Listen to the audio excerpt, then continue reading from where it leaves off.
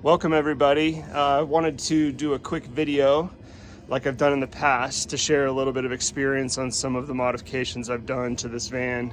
I've got a 2020 Mercedes Sprinter 2500 4x4. It's a 144 length, and I built this thing out about 3 years ago with an adventure wagon kit, and built an electrical system to be powered by the Goal Zero 1500X. But more importantly, I will say suspension. I invested in the Van Compass Stage 4.3 kit about 40,000 miles ago, and have been just totally impressed. So now I'm sitting about 43,000 miles, and I want to share with you some feedback on the latest addition to the suspension, which is the Rally Strut. So that Rally Strut is a new Van Compass product, as I'm sure you're aware. It's getting all sorts of buzz. It's also not the cheapest thing, but in terms of control, safety, stabilization, some of those things can sometimes be priceless, especially if you have the family in tow, or just, you know, the cost, the investment in some of these vehicles. So I went ahead and made the investment to pick up the Rally Strut and get that installed.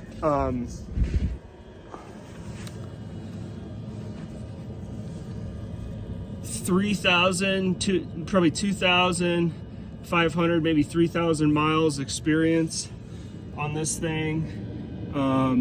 Couldn't be happier with the performance, especially coupled with the 4.3 kit. So to remind you, the Van Compass 4.3 kit is the adjustable shocks with the piggyback reservoirs on the front and the rear, as well as the mini leaf spring pack. So you know, incredibly happy with that, and I wouldn't have made the investment into the Rally Strut without it. You know, why did I go with the Rally Strut? I do a lot of off-road. I come from you know, many trucks, and have always done some aftermarket suspension with the goal to always, you know, be able to do some off-road and kind of overland type stuff. But I like a capable vehicle in all weather. I live in snowy climates, and I also do a lot of camping out, you know, in remote off-grid areas, and I want to be able to get to where I want to go without too much hassle. So the Van Compass products have been very attractive to me for that reason.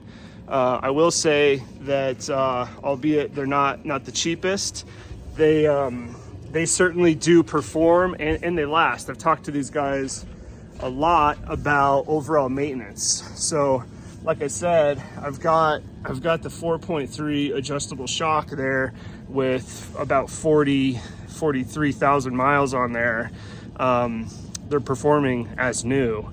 And then in discussion with those guys about some instances where they've seen some of those shocks come back for maintenance or warranty, there's really been only a few since they've launched them. So really impressed with the longevity and performance there. So, you know, therefore I thought this Rally Strut, I think, is a perfect product for someone like me who truly uses the all-wheel drive and the 4x4 low in my van to get places.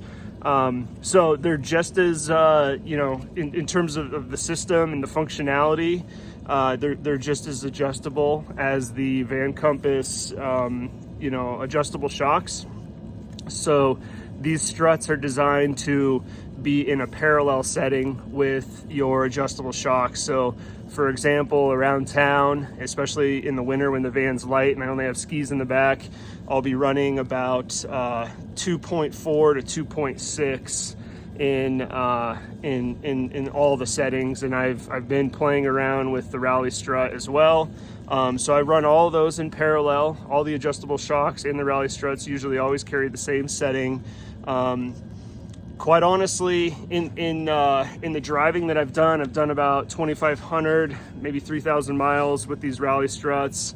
Mostly highway. I would say probably only a few hundred miles, like real legitimate off-road. The stiffest setting is a little too stiff. I can imagine that if you're maybe towing something or fully loaded, maybe exceeding maybe a 7,000 gross weight, you might want to stiffen things up on a long highway drive. But I've been very comfortable in the 2 setting, anywhere from 2.2 to 2.6, depending on the weight in the van. But I can't say enough about the stabilization I've gained.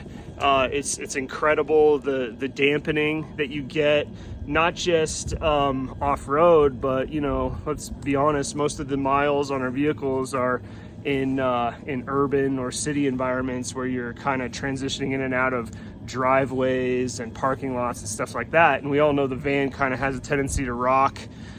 This thing, the front end, stabilizes that. It's so incredible. I didn't put these on to jump the van or rally the van like some of the videos show what's possible. I put it on for a smoother, safer ride, and to be that much more capable off-road. And I'm getting that, absolutely. It's been an excellent experience. I've tested it through mostly winter, cold weather driving, but just totally impressed. So I can't say enough about that Van Compass product, and certainly recommend those guys and pretty much anything that Falcon is helping develop.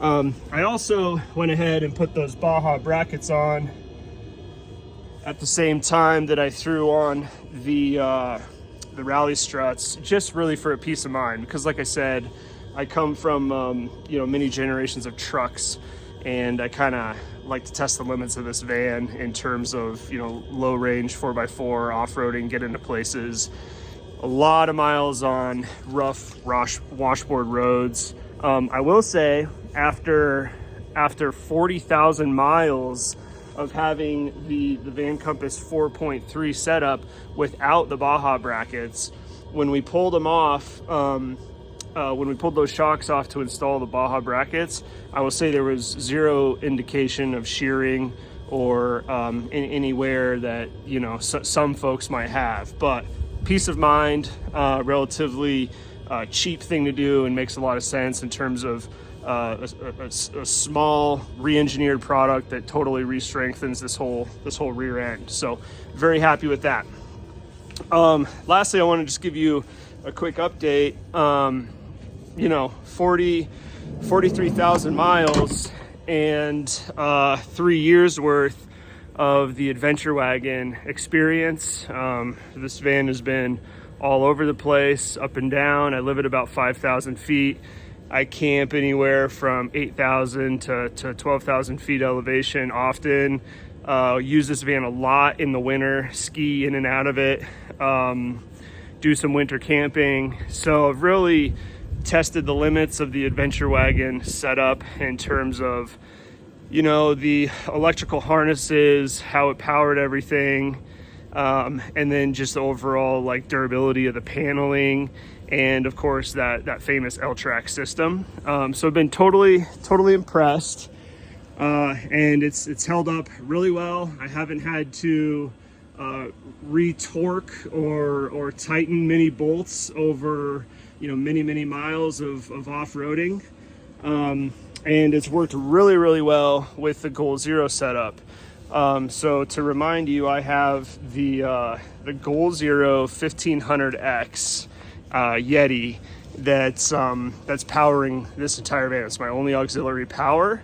I've got 100 watts of solar on top, which doesn't do much at all in the winter, of course, but man, am I impressed with how the Goal Zero powers everything. So I don't have anything too fancy, no plumbing, and no cooking really inside the van, but I do have this Dometic CFX 345 fridge, and I've got the Espar S2 D2L heater, all 12 volt, of course, being powered by this Goal Zero, and everything's working great. We've got, of course, all the standard lights, max air fan, things of that nature.